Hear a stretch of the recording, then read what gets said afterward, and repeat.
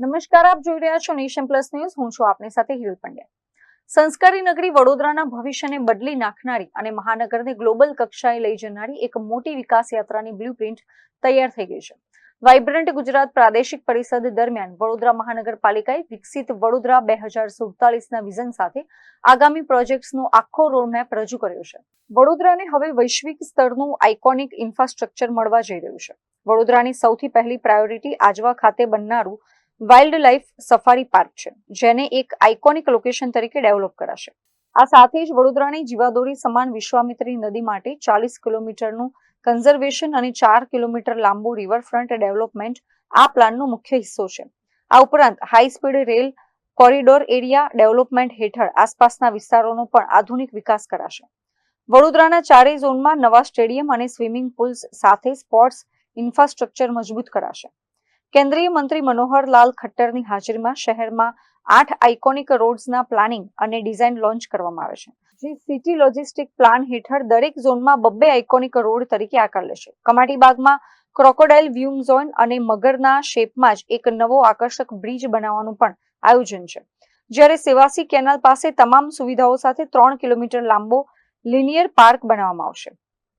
પર્યાવરણની જાળવણી અને ગ્રીન એનર્જી ક્ષેત્રે વડોદરા એક નવો ઇતિહાસ રચશે. શહેરમાં પ્રદૂષણ મુક્ત મુસાફરી માટે કુલ 250 PME બસો લાવવામાં આવી રહી છે, જેમાંથી 30 બસોનું લોન્ચિંગ થઈ ચૂક્યું છે. ગ્રીન એનર્જીને વેગ આપવા માટે 200 થી વધુ લોકેશન્સ પર સોલર ટ્રી લગાવવાની કામગીરી પણ શરૂ થઈ ગઈ છે. અગાઉ ગ્રીન બોન્ડ લોન્ચ કર્યા બાદ હવે વડોદરા પાલિકા ₹200 કરોડના બ્લુ બોન્ડ્સ લોન્ચ કરશે, જેમાં નાણાંનો ઉપયોગ WTP અને STP જેવા વોટર ઇન્ફ્રાસ્ટ્રક્ચરના કાર્યો માટે થશે. આપ જાણો છો કે સૌથી પહેલા પ્રાયોરિટી જો છે આપ જોઈ શકો છો ત્યાં આજવા વાઇલ્ડ સફારી પાર્ક છે. વડોદરામાં આઇકોનિક લોકેશન્સ કંઈ નથી, એટલે આઇકોનિક લોકેશન્સ અમે આજુબાજુમાં કરવાની નક્કી કર્યું છે. પછી આવે છે વિશ્વામિત્રી કોન્ઝર્વેશન અને રિવરફ્રન્ટ, એટલે 40 કિલોમીટરની કોન્ઝર્વેશન અને 4 કિલોમીટરની રિવરફ્રન્ટ ડેવલપમેન્ટ પણ આ પ્લાનમાં છે. ત્રીજી મેજર પ્રોજેક્ટ છે high speed rail corridor area development, જે ગઈકાલે સેમિનાર પણ કરવામાં આવ્યો, એના ઉપર ફોકસ છે રહ્યા છે. પછી આઇકોનિક બિલ્ડિંગ્સ VMC નું 2 ઓફિસ છે, એક જન્મ મરણ વાળો પણ છે અને આ સિવાયનું મેઇન બિલ્ડિંગ પણ છે, એ પણ કરી રહ્યા છે.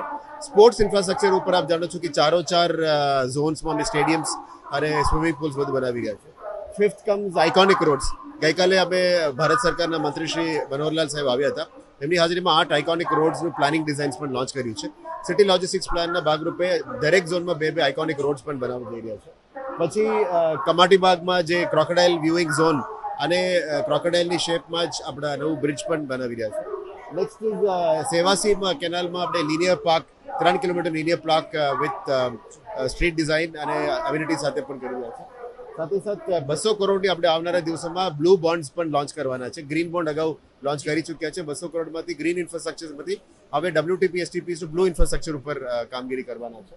And next comes the solar trees. Almost 200+ લોકેશન્સમાં અમે સોલર ટ્રીઝ અત્યારે નાખવાનું શરૂ થઈ ગયું છે, જેનાથી ગ્રીન એનર્જીને પણ વેગ મળશે. And then last is a PM e-bus which was launched yesterday. Almost 250 electric buses આવી રહ્યા છે. આમાં 30 બસીસ ગઈકાલે લોન્ચ થઈ. લોકોમાં ખુશીની માહોલ છે કે આ વડોદરા માટે પણ એક બહુ સારું વિષય છે.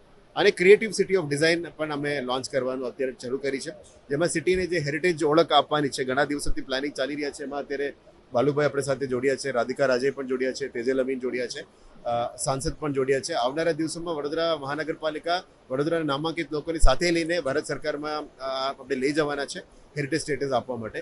આ તમામ પ્રોજેક્ટ્સ વિકસિત વડોદરા 2047ને અલાઇન કરીને જ બધું પ્લાનિંગ કરી રહ્યો છે. એટલે જે રીતનું માનનીય વડાપ્રધાનશ્રીનું ભેટ વડોદરાને મળી છે, આ જ રીતે ગુજરાત રાજ્યના માનનીય મુખ્યમંત્રીશ્રી અને નાયબ મુખ્યમંત્રીશ્રીના માર્ગદર્શનમાં આ તમામ પ્રોજેક્ટ વડોદરાને વેગ આપવાનું અમે તૈયારી કર્યું છે. આશા રાખીએ કે જે પ્લાનિંગ ચાલી રહ્યા છે આ બધું વડોદરા માટે એક નવું રૂપ અને ઇતિહાસ બનશે. અત્રે ઉલ્લેખનીય છે કે આ તમામ પ્રોજેક્ટ્સની સાથે વડોદરાને ક્રિએટિવ સિટી ઓફ ડિઝાઇન તરીકે સ્થાપિત કરવા માટે અને ભારત સરકાર તરફથી ઓફિશિયલ હેરિટેજ સ્ટેટસ અપાવવા માટે કવાયત શરૂ કરી દેવાઈ છે. આ ભગીરથ કાર્યમાં વડોદરાના શાહી પરિવારના રાધિકા રાજે ગાયકવાડ, ગુજરાત વિધાનસભાના મુખ્ય દંડક બાળુ શુક્લ, નવરચના એજ્યુકેશન સોસાયટીના ચેરપર્સન તેજલ અમીન અને સાંસદ ડોક્ટર હેમાંગ જોશીના સહિતના નામાંકિત લોકો મહાનગરપાલિકા સાથે જોડાયા છે. વડાપ્રધાન નરેન્દ્ર મોદીના વિઝન અને મુખ્યમંત્રીના માર્ગદર્શન હેઠળ તૈયાર કરાયેલો આ રોડ મેપ આગામી દિવસોમાં વિકસિત વડોદરા 2047નું સપનું સાકાર કરશે.